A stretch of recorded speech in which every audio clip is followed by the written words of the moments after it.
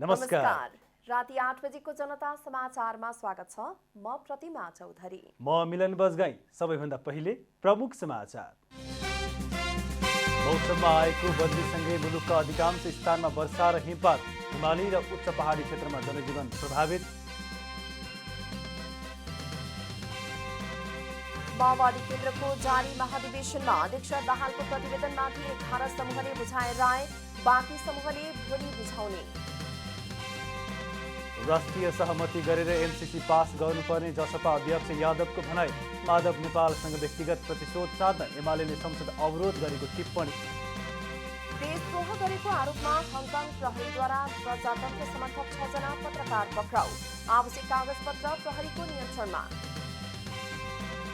र Asian senior central John पुरुष तथा महिला भलिबल च्यालेन्ज कपको उपाधि विजेता नेपाली महिला टोलीलाई राष्ट्रपति, प्रधानमन्त्री लगायतद्वारा बधाई ज्ञापन।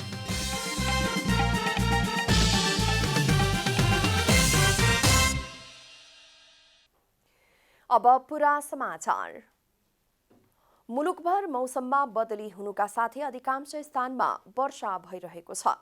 काठमाडौँ उपत्यका आसपासका क्षेत्रमा हिमपात सहित वर्षा भइरहेको छ भने हिमाली र उच्च पहाडी क्षेत्रमा गैरातीदेखि नै हिउँ परिरहेको छ।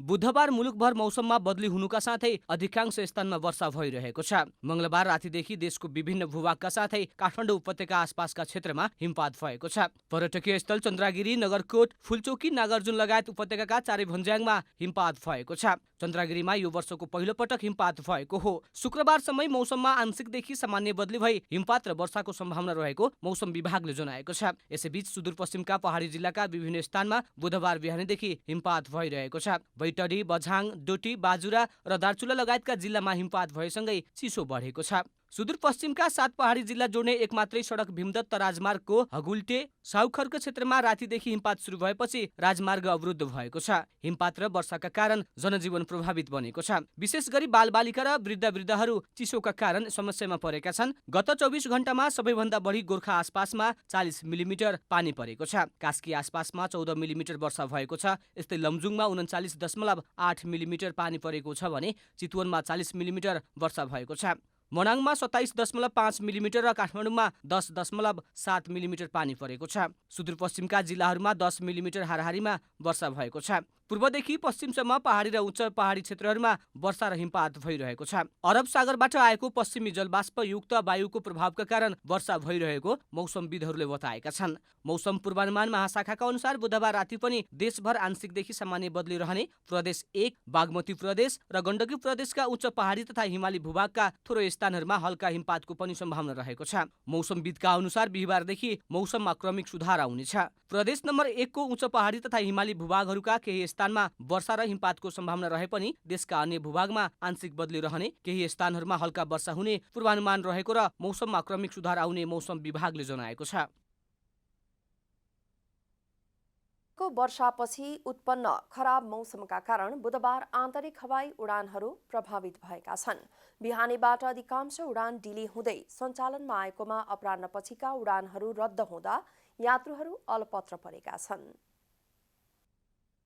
खराब मौसम र विमानस्थलहरूमा कम भिजिबिलिटीका कारण बुधबार नेपालका आन्तरिक उडान अवतरण प्रभावित बन्न पुगे। बुधबार अपराह्न 4 बजेपछिका उडानहरू भिजिबिलिटी र सुरक्षाको कारण देखाउँदै विमान सेवा प्रदायक कम्पनीहरूले उडान भर्न नसक्ने जानकारी गराउँदै रद्द गरेको त्रिभुवन अन्तर्राष्ट्रिय विमानस्थलका निर्देशक प्रेमनाथ ठाकुरले जानकारी दिनुभयो। ठाकुरका अनुसार अन्तर्राष्ट्रिय उडानहरू प्रभावित नबने पनि खराब मौसमका कारण बुधबार बिहानैदेखि आन्तरिक उडानहरू 2 घण्टा बढी डिले हुँदै उडिरहेका थिए। बुद्ध एयर र यति एयरलाइन्सले सूचना जारी गर्दै बुधबारका लागि निर्धारित रात्रिकालीन उडान रद्द भएको जानकारी गरायो भने नेपाल एयरलाइन्सले पनि प्रतिकूल मौसमका कारण भोजपुर र ताप्लेजुङको उडान रद्द गर्यो। वर्षा र हिमपातका कारण उच्च हिमाली जिल्ला लुक्ला, जुम्ला, हुम्ला लगायतका गन्तव्यमा बिहानैदेखि विमानहरू जान सकेनन्। यद्यपि अन्य गन्तव्य धनगढी, भद्रपुर, सिमरा, नेपालगञ्ज, जनकपुर, भैरहवा, सुर्खेत, विराटनगर र भरतपुरमा भने अपराह्न 4 बजे अघिसम्म उडान भइरहेको थियो। साँझपछिका उडान रद्द हुँदा यात्रुहरू थप समस्यामा परे। विमान गन्तव्यमा जान नसक्दा त्रिभुवन विमानस्थलको आन्तरिक टर्मिनलमा यात्रुहरू खचाखच देखिन्थे। त्रिभुवन विमानस्थलका अनुसार बुधबारको लागि अराइभल र डिपार्चर गरी 60 अन्तर्राष्ट्रिय र आन्तरिकतर्फ कुल 300वटा नियमित उडान तोकिएका थिए। साबिकको समयमा प्रति घण्टा अन्तर्राष्ट्रिय र राष्ट्रिय गरी 30 भन्दा बढी जहाज उडान अवतरण गर्ने गरेकोमा बुधबार प्रतिकूल मौसमका कारण प्रति घण्टा 12वटा विमानहरू मात्र विमानस्थलमा उडान अवतरण गरेका थिए। नेकपा माओवादी केन्द्रको काठमाडौँमा जारी 8औं राष्ट्रिय महाधिवेशनको चौथो दिन समूहगत छलफलको निष्कर्ष राख्न थालिएको छ। 25 मध्ये आज 11वटा समूहले अध्यक्ष दाहालले प्रस्तुत गर्नुभएको दस्तावेजमाथि आफ्नो समूहले बनाएको साझा धारणा प्रस्तुत गरेका छन्। अध्यक्ष पुष्पकमल दाहालको 21औं शताब्दीमा समाजवादको नेपाली बाटो शीर्षकको दस्तावेज र स्थायी कमिटी सदस्य देव गुरुङले प्रस्तुत गरेको विधान मस्यौदामाथि छलफल गर्न प्रतिनिधिहरूलाई 25वटा समूहमा विभाजित गरे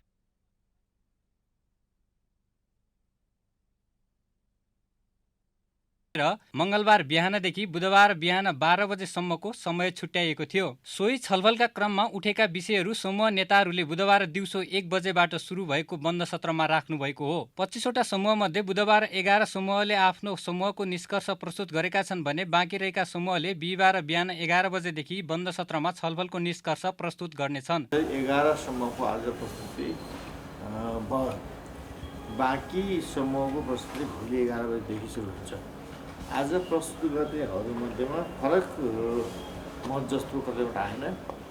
सबै समूहबाट मूल स्थितिमा सहमति हुँदै सुझाव पेश गर्नुभएको छ, लिखित सुझाव पेश गर्नुभएको छ। प्रस्तुत सुझावहरूमा पार्टीका नेताहरूको सम्पत्ति छानबिनको विषयदेखि कार्यकर्ताको मूल्याङ्कन, प्रत्यक्ष कार्यकारी राष्ट्रपतिदेखि राष्ट्रिय र अन्तर्राष्ट्रिय विषयहरू समेटिएका छन्। गरिब, उत्पीडित, किसान, मजदुर, ज्यामी हैन सबै खालका जातको आधारमा, लिङ्गको आधारमा, भाषाको आधारमा, संस्कृतिको आधारमा जो पछाडि परेका छ त्यो जनताहरूलाई चाहिँ के छ भने अब आर्थिक समृद्धिको बाटोमा कसरी लाने, हाम्रो मुख्य छलफल चाहिँ त्यसमा केन्द्रित छ। नेपाली जनयुद्धको सिलसिलामा विकास भएको प्रचण्ड पथ जुन हिसाबले स्थगन गरियो त्यो स्थगन त्यसै गर्न हुन्न थियो। यो चाहिँ नेपाली क्रान्तिको एउटा पुँजी थियो, कुनै एउटा प्रचण्डको मात्रै चाहिँ अब यो विचारसँग सम्बन्धित थिएन। त्यसलाई अलि व्यापक छलफल र चाहिँ बहस गरेर अगाडि बढाउनु पर्ने ठाउँमा किन यसलाई चाहिँ स्थगन गरियो भन्ने खालको चाहिँ अब प्रश्नसूचक चाहिँ कुराहरू पनि चाहिँ आएका छन्। अध्यक्षको दस्तावेजमा भएका विषयहरू देश र परिस्थिति सुहाउँदो भएकाले कार्यान्वयनमा विशेष जोड दिनुपर्ने नेताहरूको भनाइ छ। अनि स्वास्थ्य, शिक्षा, रोजगार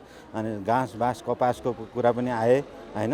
अब यो पार्टीलाई विश्वभरि नै यो हाम्रो अहिले दस्तावेज पुरै लागू हुने खालको दस्तावेज छ। यसलाई अध्ययन गर्ने, अध्यापन गर्ने, यसलाई तल टोलसम्म पनि एकदम सबै अहिले यहाँ उपस्थित प्रतिनिधिहरू, नेतागणहरूले एकदम दौरका साथ लाने भन्ने कुरा यो अहिले यो विषय समूहमा कुरा उठे। प्राप्त सुझावका आधारमा प्रतिवेदन पारित भएपछि नेतृत्व चयनको प्रक्रिया सुरु हुनेछ।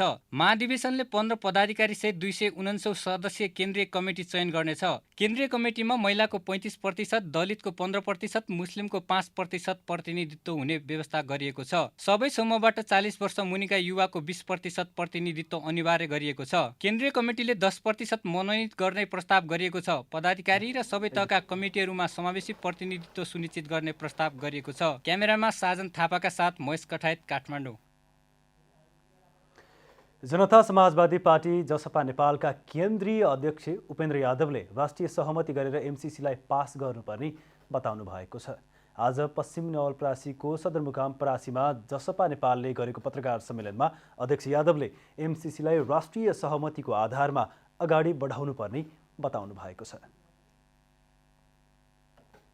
उठेका कुराहरू जो सार्वजनिक रूपले उठेका छन्, विभिन्न कोणबाट उठेका छन्, ती कुराहरूलाई हेर्दै त्यसमा छलफल गर्दै यसलाई चाहिँ के हो भन्दाखेरि प्रमुख राजनैतिक शक्तिहरूको सहमतिका आधारमा अगाडि बढाउनुपर्छ, नम्बर 1। नम्बर 2, राष्ट्रको हित अनुकूल राष्ट्रिय सहमतिबाट अगाडि बढ्नुपर्छ। एमसिसी संसदबाट पारित गर्ने विषय नभई क्याबिनेटले निर्णय गरेर सहमति कार्यान्वयन गर्ने विषय भएको अध्यक्ष यादवको धारणा छ। यस्तै एक फरक प्रसङ्गमा अध्यक्ष यादवले अहिले नेकपा एमाले गरेको संसद अवरोध कुनै खास लक्ष्य नभई एकीकृत समाजवादीका अध्यक्ष माधव कुमार नेपालसँगको व्यक्तिगत प्रतिशोध र ईर्ष्याले गरेको दावी गर्नुभयो।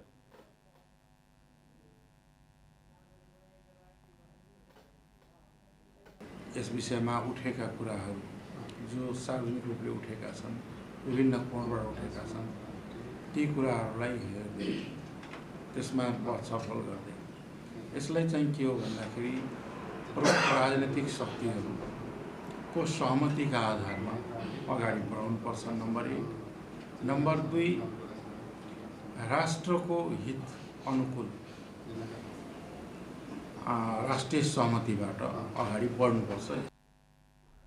अध्यक्ष यादवले निर्वाचन आयोगले स्थानीय तहको निर्वाचन वैशाखमा गर्नुपर्ने बताए पनि यसबारे गठबन्धनको सरकारले पनि छिट्टै आफ्नो धारणा प्रस्तुत गर्ने बताउनुभयो। सरकारले सगरमाथाको नयाँ उचाइसहितको हुलाक टिकट प्रकाशन गरेको छ।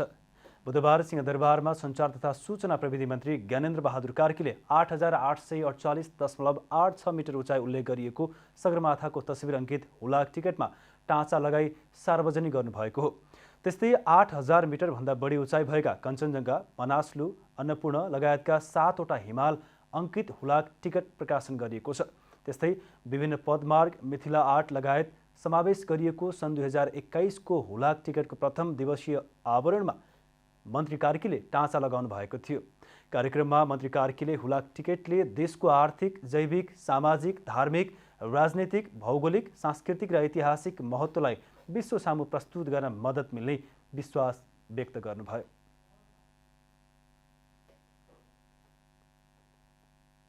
विश्वमा प्रचार प्रसार गरेर यो देशलाई हामीले दिगो शान्ति, सुशासन, विकास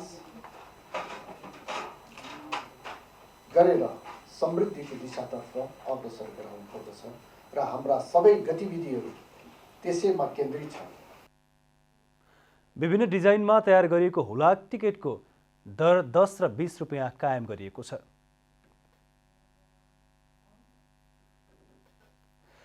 नेपाल सरकारले 24औं भूकम्प सुरक्षा दिवस मूल समारोहको मुख्य कार्यक्रम ललितपुर महानगरपालिकाको पाटन दरबार स्क्वायरमा गर्ने भएको छ। गृहमन्त्री बालकृष्ण खाँडको अध्यक्षतामा गृह मन्त्रालयमा आज भएको भूकम्प सुरक्षा दिवस 2078 मूल समारोह समितिको बैठकले भूकम्प सुरक्षा दिवसको मूल कार्यक्रम पाटनमा गर्ने निर्णय गरेको हो। प्रधानमन्त्री शेरबहादुर देउबा समारोहमा प्रमुख अतिथि रहनुहुनेछ। बैठकमा गृहमन्त्री खाँडले ग्रामीण भेगमा भवन निर्माण तीव्र हुन थालेको भन्दै भवन निर्माण गर्दा भूकम्प प्रतिरोधी मापदण्ड अनुरूप बनाउन आग्रह गर्नुभएको छ। शहरी क्षेत्रमा ठूला भवनहरू र विद्यालयका भवनहरू बनाउँदा सरकारले तोकेको मापदण्ड पालना भइरहेको उल्लेख गर्दै उहाँले ग्रामीण भेगमा पनि सरकारले तोकेको मापदण्ड पालना गरेर भवन निर्माण गर्नु सम्बन्धित निकायलाई सचेत गराउनु भएको हो। ठुला भवनहरू या विद्यालयको भवन निर्माण गर्ने क्रममा त सरकारको मापदण्ड अनुसार नै अहिले अवलम्बन गरेर देखिन्छ। त्यस कारणले अब गाउँपालिकालाई पनि यो नगरपालिकाले अवलम्बन गर्ने मापदण्ड अवलम्बन गरिरहनु भएको ती गाउँपालिकालाई पनि धन्यवाद। गृहमन्त्री खाँडले यस वर्षको 24औं भूकम्प सुरक्षा दिवसलाई औपचारिक कार्यक्रम भन्दा पनि सन्देशमूलक कार्यक्रमको रूपमा बनाउन निर्देशन दिनुभएको छ। भूकम्प सम्बन्धी सचेतना कार्यक्रम र प्रचार प्रसार सबै नागरिक कहाँ पुर्याउनु पर्नेमा उहाँको जोड छ।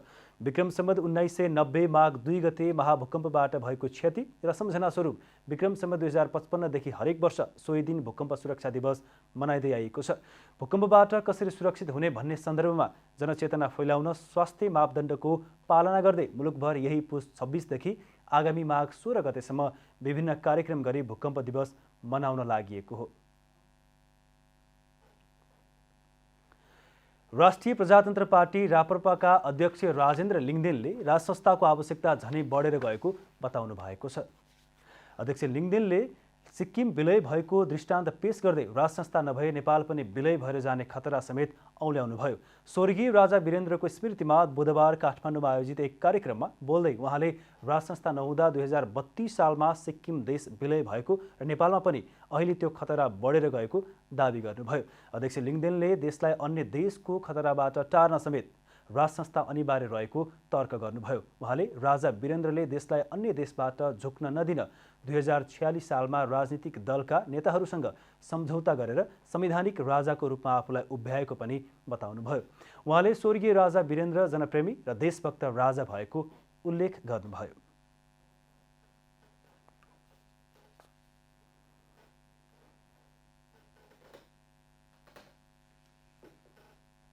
जनताका प्रतिनिधि भन्नेहरूले त देशै भारतमा विलय गराए। ओहो, राजा भएन भने त देशै सकिने रहेछ भन्ने मेरो बाल मस्तिष्कमा जब पर्यो कि राजाको अभावमा, राज संस्थाको अभावमा हाम्रो पनि देश कुनै पनि बेला त्यस्तो खतरामा पर्न सक्छ। अहिले पछिल्लो दिनमा त्यही खतरा हाम्रो देशले बिहोरिराखेको छ। त्यसको लागि नेपालको सन्दर्भमा राज संस्थाको आवश्यकता छ भनेर मैले भन्ने गर्छु। अध्यक्ष लिङदेनले राजनीतिक दलका नेताहरूभन्दा राजा बढी देशभक्त हुन्छन् भन्ने कुरालाई राजा वीरेन्द्रले प्रमाणित गरेको बताउनुभयो। कार्यक्रममा बोल्दै पूर्व मन्त्री विपिन कोइरालाले पनि मुलुकको हितका लागि राजा र राज संस्था स्थापित गरेर जानुको विकल्प नरहेको जिकिर गर्नुभयो। उहाँले स्वर्गीय राजा वीरेन्द्रको देशभक्ति र जनहितकारी कामको स्मरण पनि गराउनुभयो। राष्ट्रिय प्रकृति संरक्षण कोष सदर चिडियाखानाले 26औं वार्षिकोत्सव मनाएको छ। कोषले बुधबार ललितपुरमा एक कार्यक्रमको आयोजना गरी 26औं वार्षिकोत्सव मनाएको हो। उक्त कार्यक्रममा बोल्दै ललितपुर महानगरपालिकाका प्रमुख चिरी बाबु महर्जनले ललित कलाले भरिएको ललितपुरमा नेपालको एक मात्रै चिडियाखाना हुनु ललितपुरको विशेषता भएको बताउनुभयो। उहाँले चिडियाखाना ललितपुर महानगरको एउटा विशेषता नै भएको बताउनुभयो। प्रमुख महर्जनले चिडियाखानाको थप व्यवस्थित रूपमा विकास गर्नुपर्ने आवश्यकता रहेको समेत बताउनुभयो। वान एन्ड ओन्ली जू ललितपुर महानगरपालिका यो वडा नम्बर 4 मा छ। यसले चाहिँ साँच्चै भन्ने हो भनेदेखि महानगरको श्रीवृद्धि गर्न चाहिँ धेरै सहयोग पुर्याएको छ, बेपत्ता सहयोग पुर्याएको छ। चिडियाघर भनेपछि नेपालमा काठमाडौँ भ्रमण गर्ने मान्छे सायदै कोही होला जसलाई कि यसको बारेमा थाहा छैन। कार्यक्रममा राष्ट्रिय प्रकृति संरक्षण कोषका अध्यक्ष डाक्टर कृष्णप्रसाद ओलीले चिडियाखाना मुख्य 4वटा उद्देश्यले सञ्चालन भइरहेको बताउनुभयो। उहाँले कोषले जंगली जनावरको विषयमा शिक्षा दिने काम गरेको बताउनुभयो। उद्देश्य भनेको पनि जम्मा 4वटा छन्। एउटा त के हो भन्दाखेरि अब सबै मान्छेहरू जंगलमा जान पाउँदैनन्, जंगली जानवरहरूसँग फ्यामिलियर पनि हुँदैनन् र यो चिज यस्तो हो भनेर चिनाउनको लागि एउटा एजुकेसनको लागि तयार गरिएको पनि हो। यो 26औं वार्षिकोत्सवको अवसरमा कोषले चिडियाखाना काम गर्ने उत्कृष्ट कर्मचारीहरूलाई सम्मान तथा प्रमाणपत्र वितरण समेत गरेको छ। देशभर पछिल्लो 24 घण्टामा 220 जना कोरोना संक्रमित थपिएका छन्। स्वास्थ्य तथा जनसङ्ख्या मन्त्रालयका अनुसार 6433 जनाको पीसीआर परीक्षण र 1175 जनाको एन्टिजेन परीक्षण गर्दा 220 जनामा कोरोना संक्रमण पुष्टि भएको हो। त्यस्तै पछिल्लो 24 घण्टामा 2 जना संक्रमितको मृत्यु भएको छ। यो सँगै नेपालमा कोरोनाबाट मृत्यु हुनेको संख्या 11590 पुगेको मन्त्रालयले जनाएको छ। बुधबार 253 जना संक्रमण मुक्त भएका छन्। हाल नेपालमा सक्रिय संक्रमित संख्या 4864 रहेको मन्त्रालयको तथ्याङ्क छ। करुणा फाउन्डेसन नेपालले भोजपुरको सक्रियतामा जिल्लाका 1600 बढी अपाङ्गता भएका मानिसहरूले विभिन्न खाले सहायता पाएका छन्। करुणा फाउन्डेसन स्थानीय सरकार, प्रदेश सरकारको सहकार्यमा यहाँका अपाङ्गता भएकाहरूलाई विभिन्न खाले सहयोग अभियान थालिएको हो। करुणा फाउन्डेसन नेपालको अगुवाईमा भोजपुरको 9वटा स्थानीय तहमा अपाङ्गता सहायता कार्यक्रम सञ्चालन गरिएको छ। फाउन्डेसन स्थानीय र प्रदेश सरकारको आपसी साझेदारीमा भएको कार्यक्रम मार्फत अपाङ्गता भएका मानिसहरूको पहिचान गर्ने, उनीहरूलाई शारीरिक अशक्तताको आधारमा परिचय पत्र वितरण गर्ने, आवश्यक पर्ने सहायक सामग्री वितरण लगायतको काम गर्दै आएको छ। यो अपाङ्गता रोकथाम तथा पुनर्स्थापना कार्यक्रमको मुख्य उद्देश्य भनेको जन्मजात हुने अपाङ्गताको रोकथामका लागि क्रियाकलापहरू सञ्चालन गरी रोकथाम गर्ने र अपाङ्गता भइसकेका व्यक्तिहरूको जीवनको गुणस्तरमा सुधार ल्याउने। फाउन्डेसनले जन्मजात हुने अपाङ्गता विषयमा समेत सचेतना दिने काम गरेको छ। हालसम्म भोजपुरमा 1688 जना अपाङ्गता भएका मानिसहरूलाई सहयोग गरिसकेको फाउन्डेसनको भनाइ छ। यो अभियानलाई आगामी दिनमा अझ प्रभावकारी बनाएर लैजाने फाउन्डेसनको भनाइ छ। स्वास्थ्य शिविर आयोजना गरेर 1688 जना अपाङ्गता भएका व्यक्तिहरूलाई परिचय पत्रको पहुँचमा हामीले पुर्याइसकेका छौँ भने अब साल्पा सिलिचो लगायत केही पालिकामा लगभग 200 भन्दा बढी व्यक्तिलाई परिचय पत्रको प्रक्रियामा नै अगाडि बढिरहेको छ। करुणा फाउन्डेसनको अग्रसरतामा भएको अभियानले धेरै सहायता मिलेको अपाङ्गता भएका व्यक्तिहरूको भनाइ छ। गाउँघरसम्मै पुगेर परिचय पत्रसँगै अन्य सहयोग दिएपछि उनीहरू अहिले खुसी भएका छन्। यहाँ आउँदाखेरि चाहिँ तपाईँको खर्च बिना पीडित भइराखेको हुँदा हामीलाई चाहिँ एकदम अब खर्च वहाँ जाँदा 5-10 हजार 10-15 हजार सकिन्थ्यो, यहाँ आएर चाहिँ तपाईँको एकदम राम्रो भएको छ। स्थानीय स्तरलाई लक्षित गरेर सञ्चालन गरिएको कार्यक्रम प्रभावकारी रहेको स्थानीय तहहरूले बताएका छन्। फाउन्डेसनले अपाङ्गता भएका व्यक्तिहरूको पहिचान गर्न सहयोग गर्ने भएकाले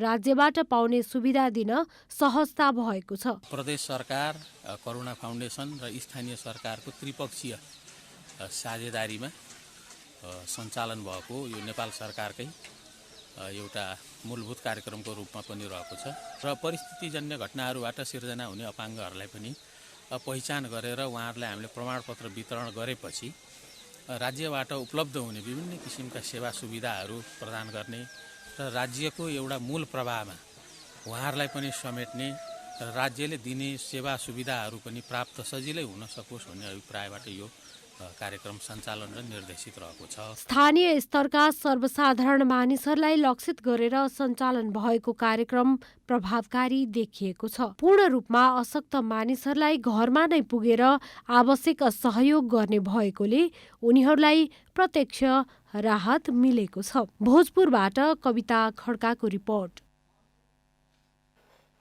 पछिल्लो समय पाल्पाली ढाकाको व्यापार बढ्दो रहेको ढाका व्यवसायीहरूले बताएका छन्।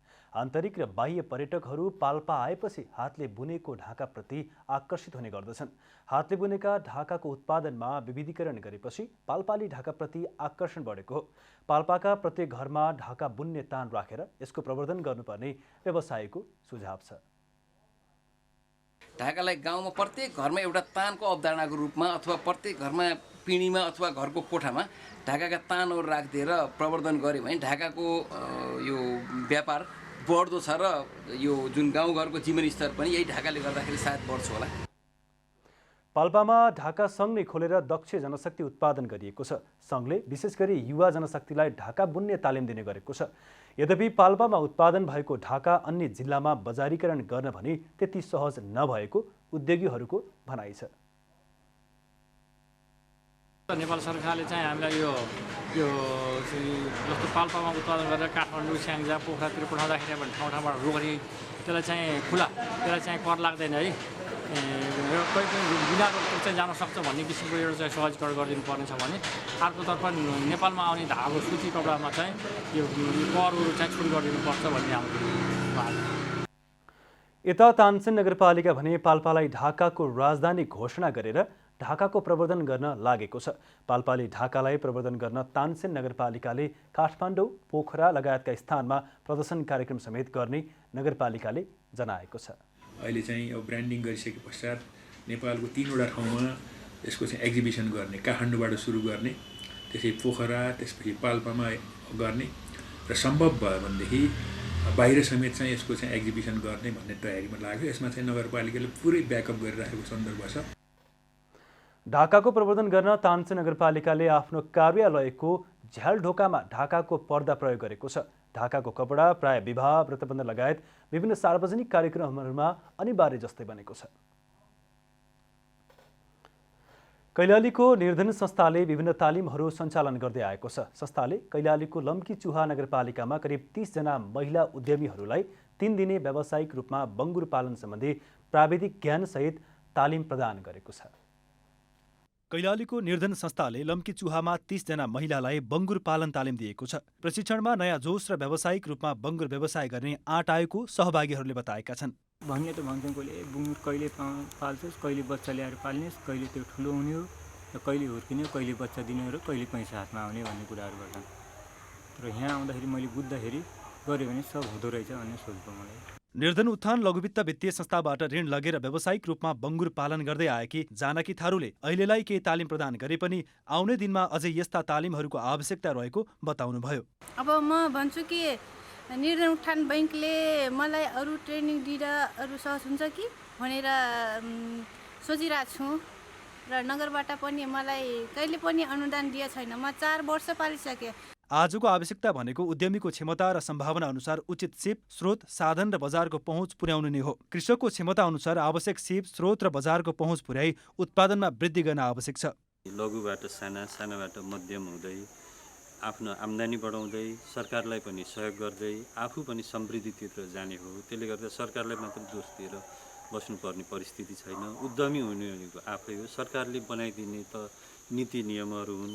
अरू जस्तो लोनको लागि ब्याङ्कहरूको व्यवस्था गरिदिने, नियम कानुनहरू बनाउने आदि इत्यादि सरकारको दायित्वभित्र पर्छन्। व्यावसायिक रूपमा बङ्गुर पालन गर्ने लगायत आम्दानी खर्चको हिसाब राख्ने सम्बन्धमा समेत तालिम दिएको हुँदा ज्यादै लाभदायी रहेको सहभागीहरूको भनाइ छ। कैलालीबाट रविन्द्र सिंह ठकुरीको रिपोर्ट। जनता समाचारमा अब आर्थिक समाचार।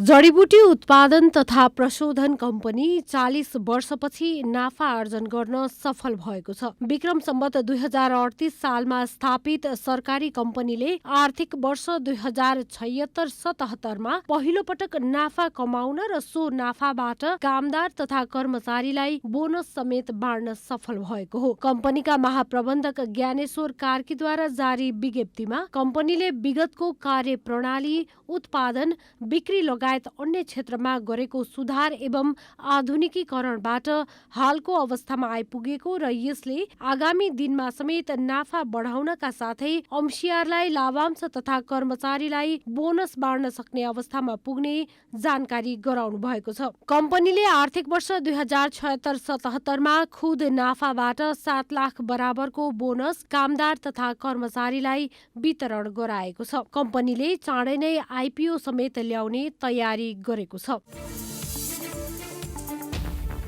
आर्थिक कार्यविधि ऐन विपरीत विभिन्न 42 स्थानीय तहले गत आर्थिक वर्षको वित्तीय विवरण नपठाएपछि महालेखा नियन्त्रकको कार्यालयले बुधबारभित्र विवरण पठाउन ताकेता गरेको छ। विवरण असोज महिनाभित्रै पठाउनु पर्ने व्यवस्था रहेकोमा 3 महिना बितिसक्दा पनि 42 स्थानीय तहले चासो नदेखाएपछि कार्यालयले स्थानीय तहको सूचीसहित सूचना जारी गरेको हो। महालेखाले पुस 15 गतेभित्र स्थानीय तह, प्रदेश र सङ्घको विवरण समेटेर एकीकृत आर्थिक प्रतिवेदन तयार गर्नुपर्ने भएकोले 42 स्थानीय तहलाई बुधबारभित्र वित्तीय विवरण तयार गरेर पठाउन निर्देशन जारी गरेको हो। मङ्गलबारसम्ममा 711 स्थानीय तहको हिसाब भिडान गरिसकेको कार्यालयको भनाइ छ। विवरण नपठाउने स्थानीय तहमा झापा, रौतहट र हुम्लाका अधिकांश स्थानीय तहहरू रहेका छन्। केकको संस्कृति झल्काउन भन्दै ललितपुर स्थित लभिम मलमा बेक फेस्ट सुरु भएको छ। विभिन्न 15वटा भन्दा बढी बेकरी सपहरूले संयुक्त रूपमा लभिम मलमा बुधबारदेखि बेक फेस्ट काठमाडौँ सुरु गरेका हुन्। केक र बेकरीको संस्कृति झल्काउनको लागि सो इभेन्टको आयोजना गरिएको आयोजक दीपा भूषालले जानकारी दिनुभयो। सहरिया जीवनशैलीमा अभिन्न रूपमा रहेको केक संस्कृति बिस्तारै गाउँ पसिरहेको छ। हरेक उत्सवमा अनिवार्य बन्दै गएको केकको मेला नेपालमा भने पहिलो पटक आयोजना गरिएको हो। यो इभेन्टको मुख्य एट्र्याक्सन्सहरू भनेको चाहिँ हाम्रो लाइभ चुरोस मेकिङ भइरहेको छ। नयाँ नयाँ प्रडक्ट्सहरू प्रेजेन्ट गर्दै हुनुहुन्छ हाम्रो बेकरीमा आउनुभएको मान्छेहरूले। होम बेकर्सहरू हुनुहुन्छ होइन। हाम्रो सेफ च्यालेन्ज हुँदैछ, कलमा केक हुँदैछ, अनि त्यस पछाडि केक रनवेजहरू सबै धेरै कुराहरू हुँदैछ। सो प्लिज आइदिनु होला अनि यहाँ आएर इन्जोय गरिदिनु होला। बुधबारदेखि सुरु भएको इभेन्ट 3 दिनसम्म सञ्चालन हुनेछ।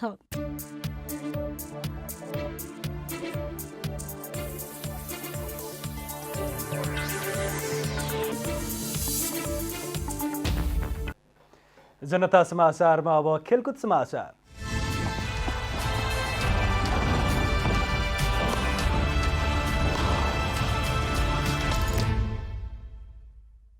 राष्ट्रपति विद्यादेवी भण्डारीले एसियन सिनियर सेन्ट्रल जोन पुरुष तथा महिला भलिबल च्यालेन्ज कपको उपाधि विजेता नेपाली महिला टोलीलाई बधाई दिनुभएको छ।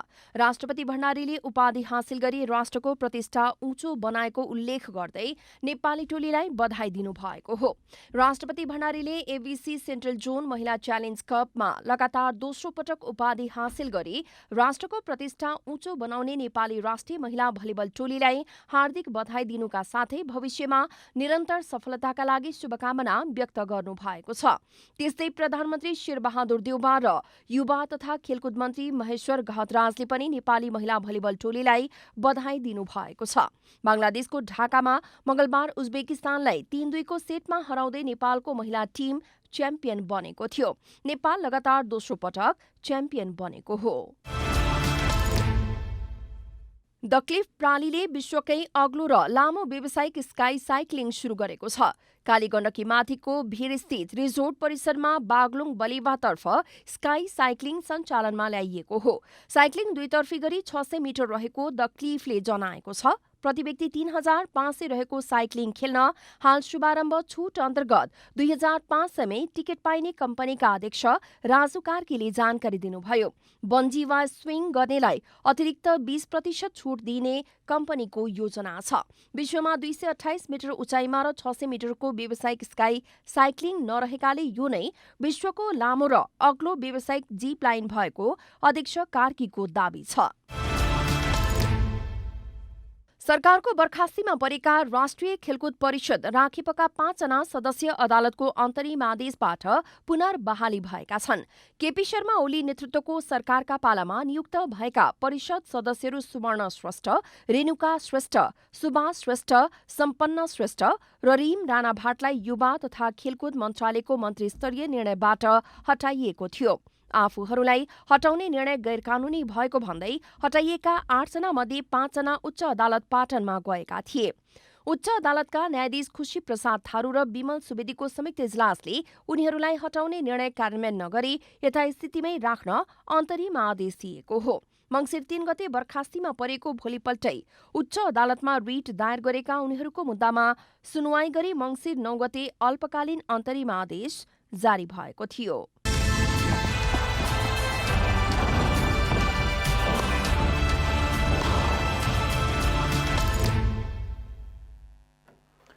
जनता समाचारमा अब मौसम समाचार।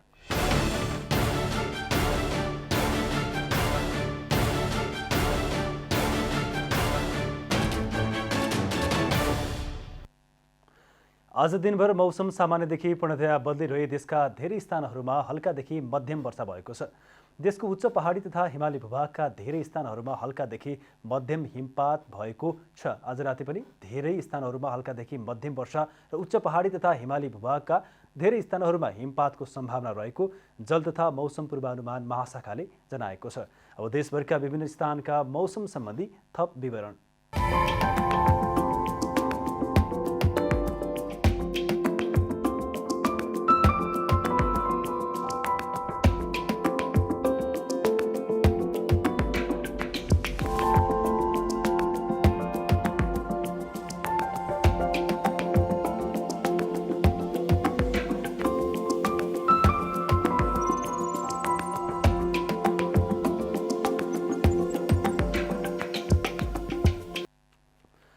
अन्त्यमा आजको डायरी। मुलुकभर मौसममा बदली हुनुका साथै अधिकांश स्थानमा वर्षा भइरहेको छ। काठमाडौँ उपत्यका आसपासका क्षेत्रमा हिमपातसहित वर्षा भइरहेको छ भने हिमाली र उच्च पहाडी क्षेत्रमा गैरातीदेखि नै हिउँ परिरहेको छ। लगातारको वर्षापछि उत्पन्न खराब मौसमका कारण आज आन्तरिक हवाई उडानहरू पनि प्रभावित भएका छन्। बिहानैदेखि अधिकांश उडान डिले हुँदै सञ्चालनमा आएकोमा अपराह्नपछिका उडानहरू रद्द हुँदा यात्रुहरू अलपत्र परेका छन्। नेकपा माओवादी केन्द्रको काठमाडौँमा जारी 8औं राष्ट्रिय महाधिवेशनको चौथो दिन समगत छलफलको निष्कर्ष प्रस्तुत गरिएको छ। अध्यक्ष पुष्पकमल दाहालको 21औं शताब्दीमा समाजवादको नेपाली बाटो शीर्षकको दस्तावेज र स्थायी कमिटी सदस्य देव गुरुङले प्रस्तुत गरेको विधान मस्यौदामाथि छलफल गर्न प्रतिनिधिहरूलाई 25 वटा समूहमा विभाजन गरिएको थियो। 25 वटा समूहमध्ये बुधबार 11 वटा समूहले आफ्नो समूह निष्कर्ष प्रस्तुत गरेका छन् भने बाँकी समूहले बिहिबार बिहान 11 बजेदेखि बन्द सत्रमा छलफलको निष्कर्ष प्रस्तुत गर्नेछन्। राष्ट्रिय प्रकृति संरक्षण कोष सदर चिडियाखानाले 26औं वार्षिकोत्सव मनाएको छ। कार्यक्रममा बोल्दै ललितपुर महानगरपालिकाका प्रमुख चिरीबाबु महर्जनले ललितकलाले भरिएको ललितपुरमा नेपालको एकमात्र चिडियाखाना हुनु ललितपुरको विशेषता भएको बताउँदै चिडियाखानाको थप व्यवस्थित रूपमा विकास गर्नुपर्ने आवश्यकता रहेको बताउनुभयो। हङकङका 6 जना प्रजातन्त्र समर्थक पत्रकारलाई देशद्रोहको आरोपमा पक्राउ गरिएको छ। हङकङको स्ट्यान्ड न्युज अनलाइनका 3 महिला र 3 पुरुष पत्रकारलाई नियन्त्रणमा लिएको हो। पक्राउ पर्नेमा स्ट्यान्ड न्युजका पूर्व बोर्ड सदस्य समेत रहेका छन्। स्ट्यान्ड न्युज अनलाइनले देशद्रोही समाचारहरू प्रकाशित गरेको आरोप हङकङ प्रहरीले लगाएको बीबीसीले जनाएको छ। राष्ट्रपति विद्यादेवी भण्डारीले एसियन सिनियर सेन्ट्रल जोन पुरुष तथा महिला भलिबल च्यालेन्ज कपको उपाधि विजेता नेपाली महिला टोलीलाई बधाई दिनुभएको छ। राष्ट्रपति भण्डारीले एभीसी सेन्ट्रल जोन महिला च्यालेन्ज कपमा लगातार दोस्रो पटक उपाधि हासिल गरी राष्ट्रको प्रतिष्ठा उच्च बनाउने नेपाली राष्ट्रिय महिला भलिबल टोलीलाई भविष्यमा निरन्तर सफलताको लागि शुभकामना समेत व्यक्त गर्नुभएको छ। यसैगरी प्रधानमन्त्री शेरबहादुर देउवा र युवा तथा खेलकुद मन्त्री महेश्वर गहतराजले पनि नेपाली महिला भलिबल टोलीलाई बधाई दिनुभएको छ।